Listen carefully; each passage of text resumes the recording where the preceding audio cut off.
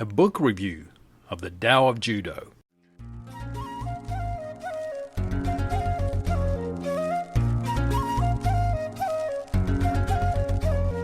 Exploring the culture, the adventure, and the impact of martial arts. That's what Kung Fu Podcast is all about, and I'm your host, T.W. Smith. I greatly appreciate you joining me today and allowing me to be part of your martial arts journey. It feels like it's been a really long time since I released an episode, yet I can assure you it is not from a lack of effort. I had recorded this particular episode once, scrapped the whole thing, started over, and I feel like it's a much better representation of the work that I have wanted to put out in the beginning.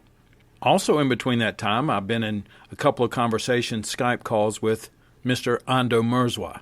He has a very loyal following over on YouTube and is the host of the podcast titled Fight for a Happy Life. If this is your first time to Kung Fu Podcast, welcome.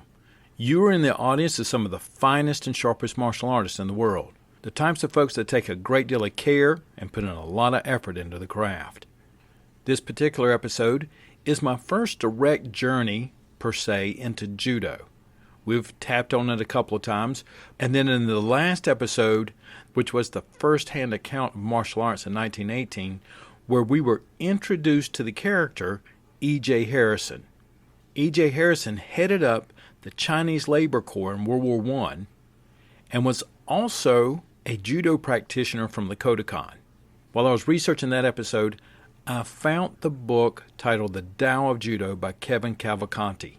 And the title itself is what intrigued me. With a little background work, I found that he was a 6th Dan in traditional judo and as well as a respected member of the academia. During his book, we're going to look at the accounts of development of traditional judo and how it moves into other areas. Kevin is going to take sports judo and traditional judo and using the framework of the Tao, compare the two. He's also going to look at it from the perspective of a monk. And if you remember in the episode Arresting the Shadows, when you're taking a book or the Tao Te Ching and many other books that can almost be timeless, a lot of times you can look at it from the perspective of a warrior, the perspective of a monk, and the perspective of a scholar. Kevin is also going to outline some of the expectations if you are a traditional judoka. Before we look into the book review, I had found a story from 2015 on St. Patrick's Day in Buffalo, where there's this guy, he is really trying to just instigate a fight. He is looking to fight anyone. He's throwing things around, flipping his hands off in front of people, and things are starting to get heated. In fact, the crowd is starting to get a little bit heated. He's got a buddy there who's also escalating the heat in the activity that's going on. And then out of nowhere, this officer shoves his buddy out of the way, then grabs the main troublemaker by the neck and executes what is described as, quote, a powerful judo technique known as Asato Otoshi, sweeping his leg right out from under him as he forcefully slams him to the asphalt, instantly taking the wind out of him. The officer uses his knee to execute a knee pin and has him tied up in seconds. End quote. The crowd really let the officer know how much they appreciated him. Here's 20 seconds of what it sounded like if you had been there.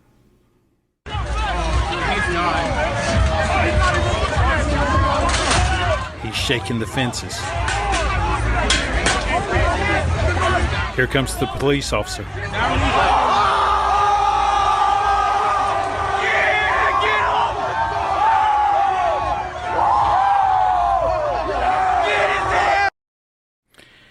You don't have to be a mind reader to know what they were saying there at the end.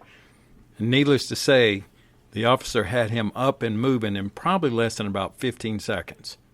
One of the other things I want you to know about Kevin Cavalcanti is that he has yielded over 10 other books, 31 articles, and 21 book chapters in leading academic journals. He is a member of the Department of Anthropology and Sociology at James Madison University. You can find more of his work at judoinfo.com, gentleways.com, and I got my copy of the Zen Judo Handbook, which he also participated in. So if you're ready, I'm ready. Let's begin our journey into the book review of the Tao of Judo.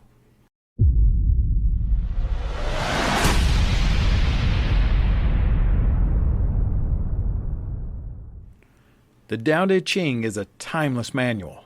It addresses a cyclic principle of how things are gained and lost, providing guiding thoughts about how to go far enough, but not too far. Since bringing his art into the United States, Kevin has 3 generations of traditional martial arts black belts. He wanted to write this book as part of leaving a legacy of perspective and teaching for his traditional martial arts grandchildren. He says that many books are written on Judo from a warrior's perspective, but he wanted to share his thoughts from the viewpoint of a monk. He writes, quote, "The reason I use Judo to exemplify the way of the monk is because I've been practicing the art for 35 years now, and for at least the past 11 years, I've used Judo to express Taoism. More importantly, I use Judo because I'm afraid that we have lost the judoka way of the monk in the West. Judo was westernized sooner than the other Eastern martial arts when it became an Olympic sport, and it has been reduced to a sport ever since."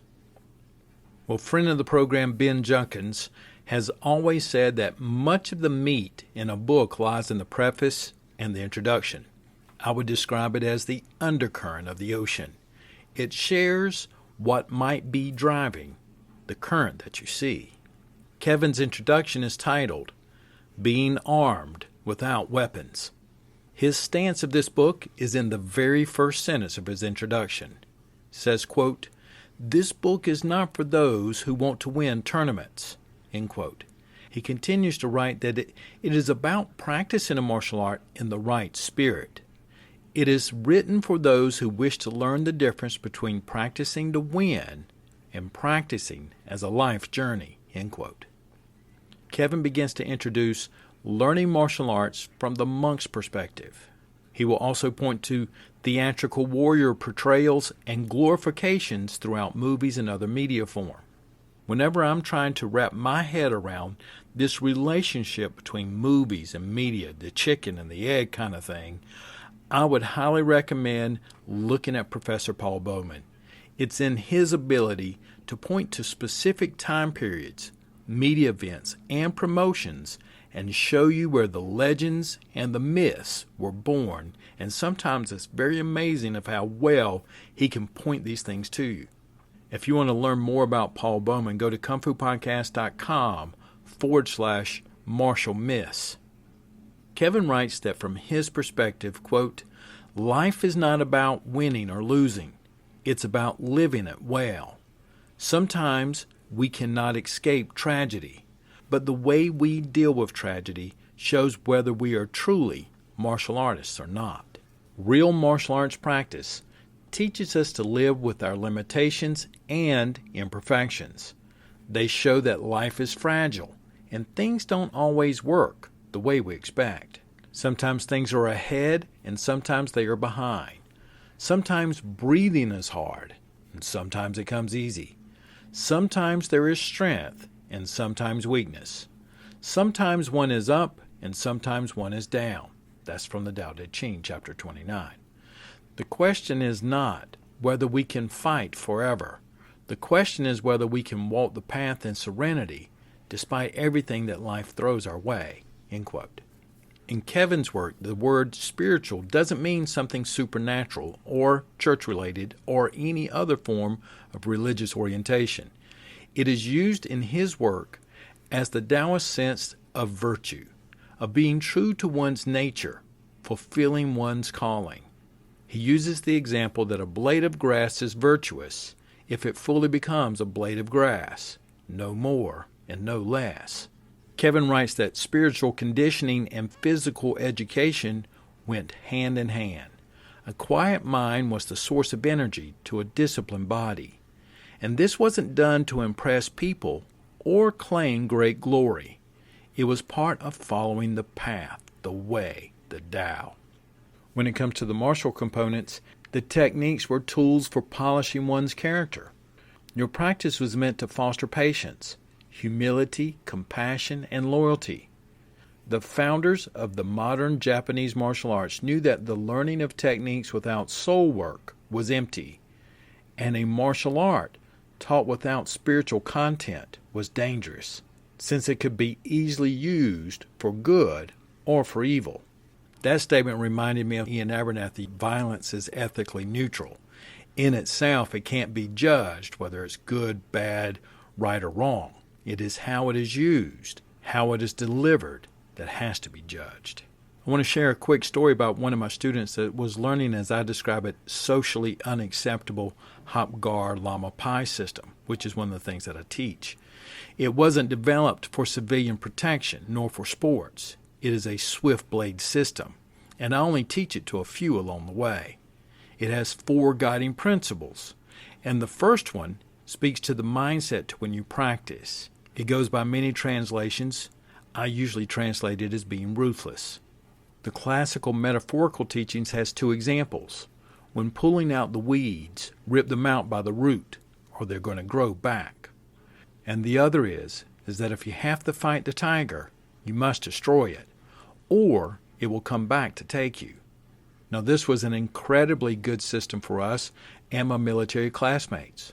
But we were also required to do 1 hour of meditation per day so that we could demonstrate emotional control and bring yourself out quickly of that dark space that you find to overcome fear and to administer with everything you got all of your power at once.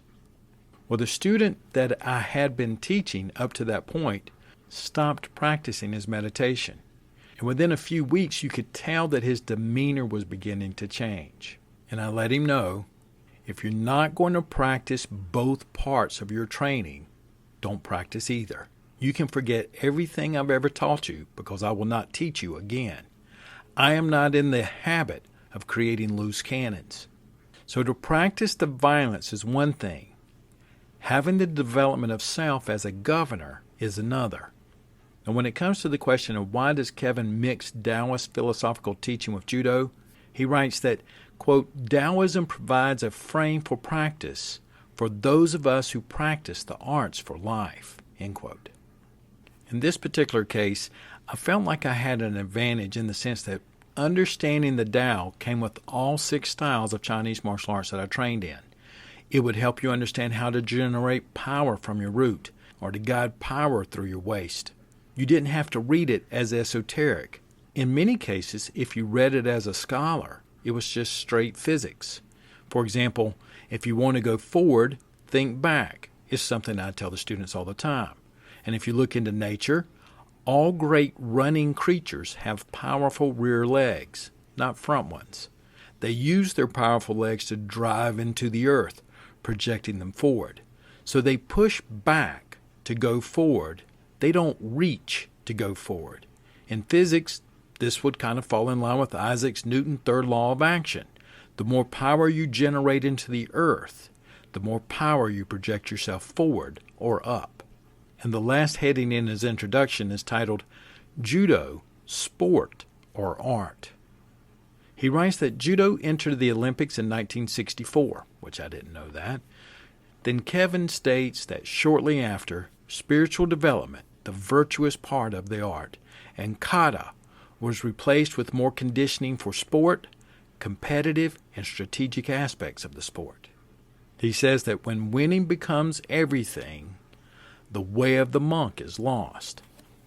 And that one statement in context was a source of great conflict for me for years. I grew up looking up to people like Vince Lombardi, where winning wasn't everything, it's the only thing. And when I was 15 years old, a man that I had never met, but I began to study his work, was Dan Gable. He helped me shape my mind to get better, to prepare myself for the collegiate football and wrestling opportunities that I wanted to create for myself. And he would say things like, quote, the first period is won by the best technician. The second period is won by the kid in the best shape. And the third period is won by the kid with the biggest heart, end quote. So I really tried to cover all 3. Know my techniques and know them well. Be in very good physical shape and bring it with a conviction so that I could overcome even when my opponents outweighed me by 50 to 75 pounds.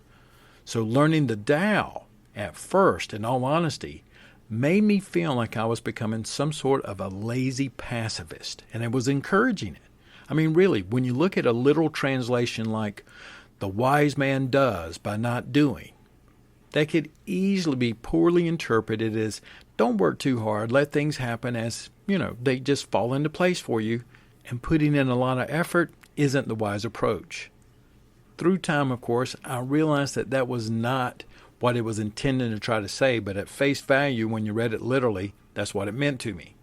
And I had that conflict between the idea of not trying to win at something or being the very best at something was something that I had to reconcile. Through time, I began to understand the translation much better. But originally, it did create some conflict for me.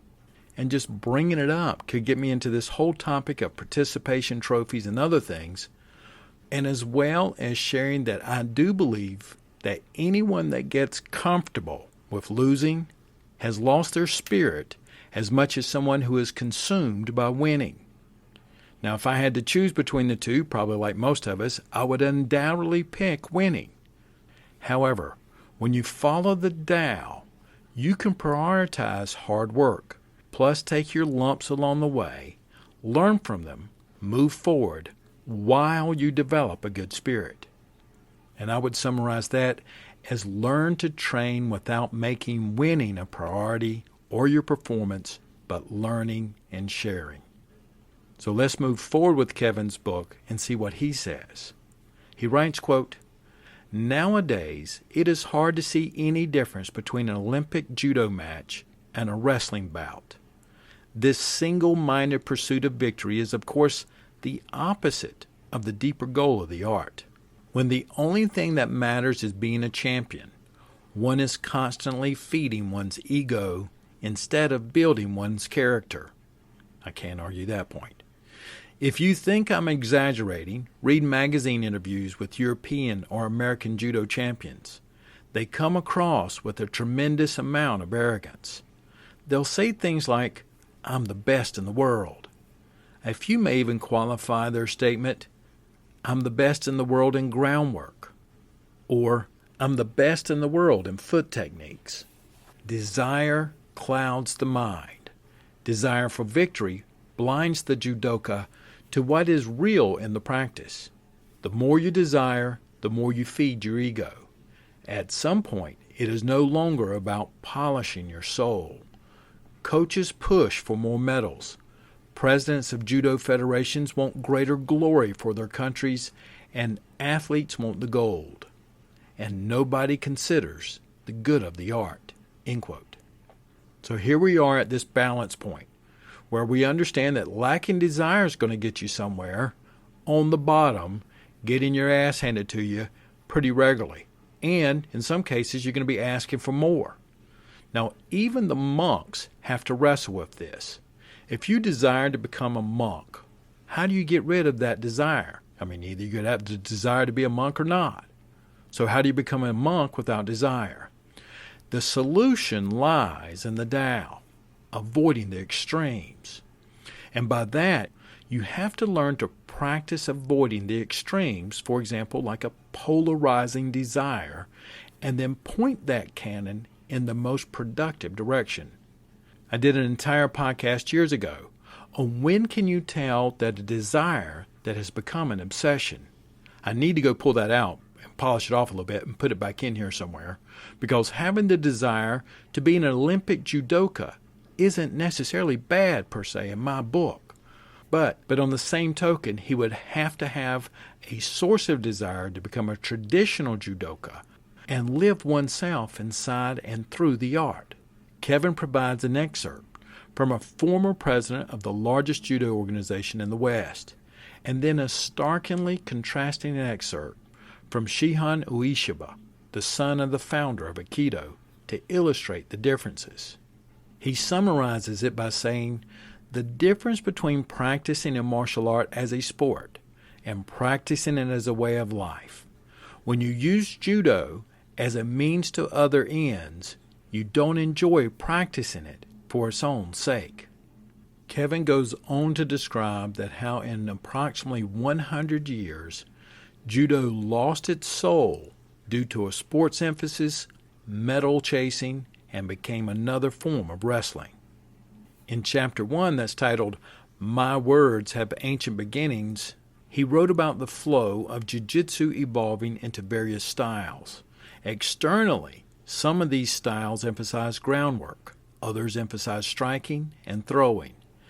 Internally, he describes how jiu-jitsu had also another set of variations. Some schools emphasize preemptive striking, taking the lead, while others focused on timely counterattacks, and others would use what we call here the hell with it approach. Give it the shock and awe, a sudden total attack. During the mid-1800s, jiu-jitsu was adopted for the civilian population. Educational and philosophical components were intertwined with the physical martial art, and bujutsu became Budo. This process in the Japanese arts was almost complete by 1868. The Chinese martial arts at the same time is going to have to wait another 60 years to go more formally through that process. For a better understanding of how that happened, go to kungfupodcast.com/Sun Lutang. It is in this chapter that Kevin introduces the historical character, Jigoro Kano. He was born in 1860, and he is the founder of Judo. Kevin shares how Kano was developing his ideas, where he had invited Funakoshi to his martial arts school, and as well as he had students go to Ueshiba's Aikido school, and was reportedly a studier of Western wrestling as well. Remarkably, in this story, by the age of 17, Kano is at Tokyo Imperial University, and in 1879, at the age of 19, he is putting on a jiu-jitsu presentation in front of the President of the United States, Ulysses S. Grant, who was visiting Japan. In Kano's system, you had to be equally adept in throwing, striking, and groundwork. These three areas also had specific subsections. For example, the striking isn't administered with the same intent as, say, like Xing-Yi, Choli Foot, or Hop Guard Kung Fu. It was administered to get the response you needed to create an opening or to bring your objective to an end. I want to let you know at this point that Kevin and I have communicated several times, and he has authorized me to turn his whole book into an audiobook, which I am already beginning to work on it. In that book, you will find incredible details about all the sections and the subsections, and I will let you know when it is available for download.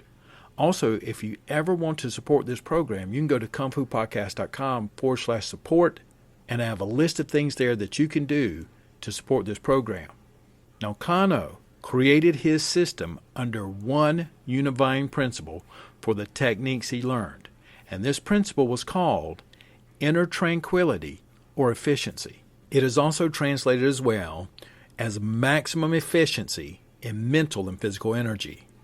There's another principle that's going to come into effect later that will once again transform his art.